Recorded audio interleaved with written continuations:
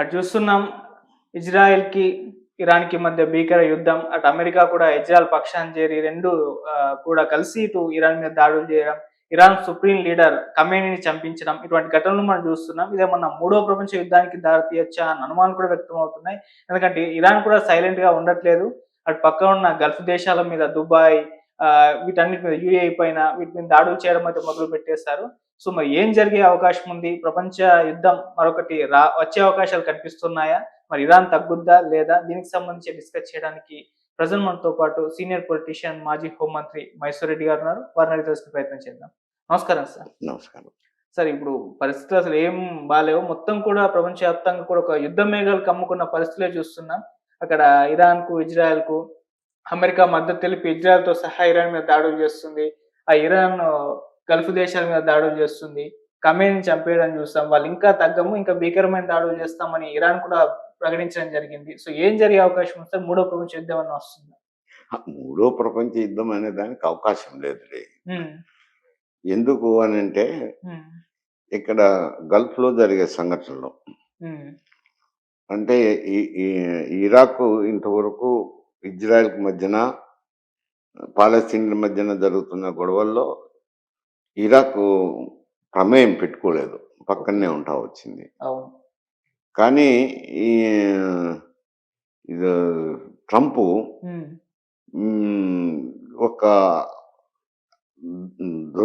దురంకారం అనుకుంటా. అధికార అవును. మదము. హ్మ్. ఇటువంటి పదాలు ఉపయోగించలేను గానీ, అత్యున్నతమైన పదవిలో ఉన్నాడు గాబట్టి, హ్మ్. ఆయన మీరు నేను జెప్పినట్టు ఇనకపోతే ఇనక, మీ మీద దాడి జేయాల్సింది వస్తదని హ్మ్. ఓ నిర్ణయం తీసుకున్నారు.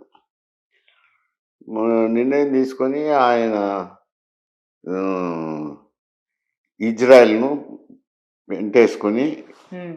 ద ద మొత్తం తంత్రమంతా నడిపింది అమెరికానే. అంటే ట్రంప్ ప్రభుత్వము. అవును. నడిపి ఈ ఇజ్రాయెల్‌ను పుసిగొల్పి ఇజ్రాయెలు 2 దేశాలు కలిపి ఇరాన్ మీద దాడి చేశారు. హ్మ్. అది ఖొమైనీ అక్కడ ఉన్న ఇరాన్ సుప్రీం ఇరాక్ లీడర్. హ్మ్. ఇరాన్ సుప్రీం పాలకుడు ఉన్నాడు కదా! హ్మ్. ఖొమైనీ ఎప్పుడు అధికారులతోనూ, వాళ్ళ సలహా మండలితోనూ సమావేశాలు అనేది సీఏఏ విషయం సేకరించింది. హ్మ్. సేకరించిన తర్వాత అమెరికన్ సైన్యము అయితేనేమి, ఇజ్రాయెల్ సైన్యం అయితేనేమి 2 దాడి చేసి కొమెనీని ఇంకా రక్షణ మంత్రిని, ఇతరులను కూడా మట్టుబెట్టడం జరిగింది. ఓకే. ఇక్కడ ఏమంటున్నారు అనంటే ఇప్పుడు ఇరాక్ ప్రజలు ఆహ్, హ్మ్, మీరే ఇరాన్ ప్రజలు మీరే అధికారం హస్తగతం చేసుకోండి హ్మ్. అని అంటున్నారు. అది నెరవేరుతుందా లేదా అనేది చూడాల. హ్మ్. ఎందుకంటే ఇంతకు మునుపు గతంలో గూడా అమెరికా కొంచెం మద్దతు పలికి ఇరాన్ ప్రజలకు మద్దతు పలికి హ్మ్. మళ్ళా వెనక్కు తగ్గింది. అందుకని వాళ్ళకు ఇరాన్‌లో ఉండే ప్రజలకు నమ్మకం లేదు. ఈ ఓకే. ఈయన ఎంత మాత్రం సపోర్ట్ చేస్తాడు, మళ్ళా మద్దతు ఎప్పుడు తీసేస్తారా అని. ఎందుకంటే ఇరాన్ సైన్యం దగ్గర చాలా ఆయుధ సంపత్తి ఉంది. హ్మ్. ఈ ఆయుధ సంపత్తితో సామాన్య ప్రజల మీద దాడి చేయడం సులభం గదా! అయినప్పుడు మేము నానా బాధలు పడతాం గదా! అని నమ్మకం కుదరడం లేదు. హ్మ్. వాళ్ళలో ఉంది అనుకోండి. ఎందుకంటే అంతకుముందు రాజా పహలవి డైనాస్టీలో రాజు రాజ్యం వెళ్తాన్నాడు. హ్మ్. అప్పుడు ఆధునీకరించినాడు ఇరాన్ బాగానే. ఓకే. ఆధునీకరిస్తే సరే మతం కొంచెం ప్రాధాన్యత పుచ్చుకుంటది గదా! వివిధ కారణాలతో ఆ పహలవి డైనాస్టీ మీద తిరుగుబాటు జరిగింది. హ్మ్. తిరుగుబాటు జరగడంతో ఆయన రాజు రాజ్యం వదిలి పారిపోయినాడు. హ్మ్. పారిపోయినాక కొమిని వీళ్ళ అధికారంలోకొచ్చారు. హ్మ్. ఈళ్ళ పాలనలో మత ఛాందసం ఎక్కువ గదా! హ్మ్. ఎక్కువ అవడంతో ఇరాన్ ప్రజల్లో అయితే కొంత అసంతృప్తి ఉంది. ఓకే. ఎందుకంటే ఈ యుద్ధం రాకముందు గూడా ఆడ ఇరాన్‌లో ఇవి అజిటేషన్స్ జరిగినాయి గదా! హ్మ్. జరిగినాయి. ఇంత లోపల అమెరికా అధ్యక్షుడు గూడా ఇన్వాల్వ్ అయ్యి నేను సపోర్ట్ చేస్తానన్నారు. ఆయన మీద ఎంత నమ్మకం ఉందో, నమ్మకం లేకుండా అది అట్టనే ఉన్నది. హ్మ్. ఇప్పుడు వాళ్ళే ప్రత్యక్షంగా దిగి అమెరికా, ఇజ్రాయెల్ కలిసి దాడి చేశారు. ఉమ్, దాడి చేసి ఖొమైనీని అంతం చేసినారు. ఉమ్, ఖొమైనీ తర్వాత ఎవరు పాలిస్తారనేది ఇప్పుడు ఉంది. ఉమ్, అది వాళ్ళే వస్తారా, మత ఛాందస్వాదులే వస్తారా, ఓకే. లేదు గత ఆ, రాజు కుమారుడేమైనా మనవడేమైనా వస్తాడా అనేది చూడాలి, వేచి చూడాలి. ఉమ్, అక్కడ జరిగే పరిణామాలను బట్టి అతను వస్తే కొంచెం అమెరికా అనుకూలత ఉంటుంది. ఓకే. మళ్ళా వీళ్ళే సలహా మండలి ప్రకారం ఎవరు ఇచ్చినా కానీ అది భేదభావం అట్టే ఉంటుంది ఇరాన్లో. ఓకే. సో, ఇప్పుడు ట్రంప్ ఆయనకు కావాల్సిన అంటే ఆయనకు సపోర్ట్ చేసే ఒక లీడర్‌ని పెట్టుకోవాలి అక్కడ ప్రయత్నాలు చేస్తున్నారు.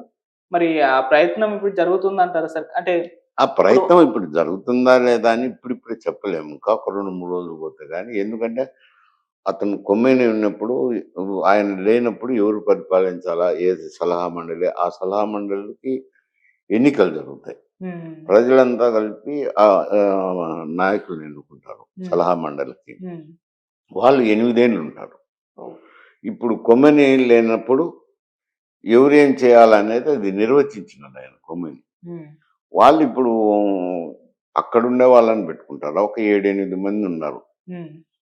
అధికారం ఆశించిన వారిలో 7, 8 మంది ఉన్నారు. హ్మ్.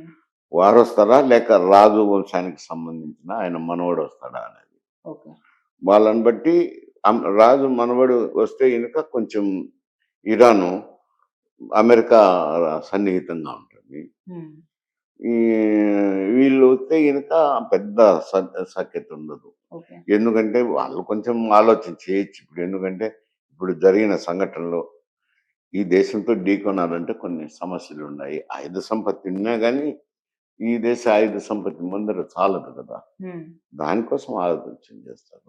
ఓకే. అంత పూర్తి వ్యతిరేకత లేకపోయినా గానీ, ఆయన సన్నిహితంగా ఉండకపోవచ్చు. హ్మ్. ఒకవేళ రాజవంశానికి సంబంధించినోళ్ళొస్తే సన్నిహితంగా ఉంటారు. ఓకే.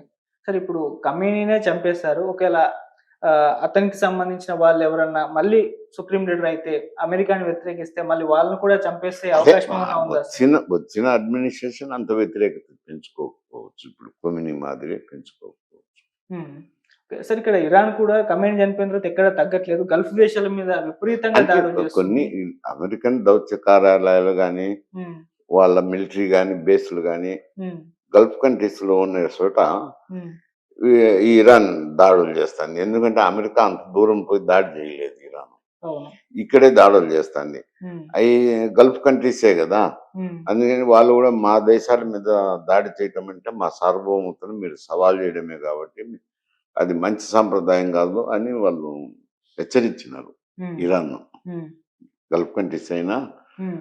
వాళ్ళు జోక్యం చేసుకుంటే సహించమని చెప్పి హెచ్చరించినారు. హ్మ్. మరి చూడాల ఈ 2 రోజుల్లో. ఎందుకంటే మీ దేశంలో అమెరికా స్థావరం ఉంది గాబట్టి మీ దేశం మీద దండయాత్ర చేస్తామంటే ఎవరు ఒప్పుకోరు గదా! అవును. అది జరుగుతాందిక్కడ. హ్మ్. సరే ఈ యుద్ధం అయితే ఇంకా 4 వారాలు ఉంటుంది. మా లక్ష్యాలు ఇంకా నెరవేరలేదని ట్రంప్ ప్రకటించారు. సో 4 వారాల పాటు ఈ యుద్ధం కంటిన్యూ అవుతుందంటే ఇక్కడ ఇరాన్ కూడా ఫైట్ అంటే చేయాల్సి ఇదే ఉంటుంది. చెప్తున్నాను గదా! వారసత్వం మారేదొకటి. హ్మ్. ఎవరొస్తారు అని. హ్మ్. రాజవంశానికి సంబంధించినోళ్ళొస్తారా? ఈ కొమేని సలహా ప్రకారం కమిటీ ఎన్నుకుంటుందా? హ్మ్. ఇవేం మరి ఏ విధంగా జరుగుతదో అధికార ట్రాన్స్‌ఫర్ జరగాలి గదా! హ్మ్. ఆ అధికార ట్రాన్స్‌ఫర్ జరిగినప్పుడు ఎవరొస్తారనేది చూడాలి.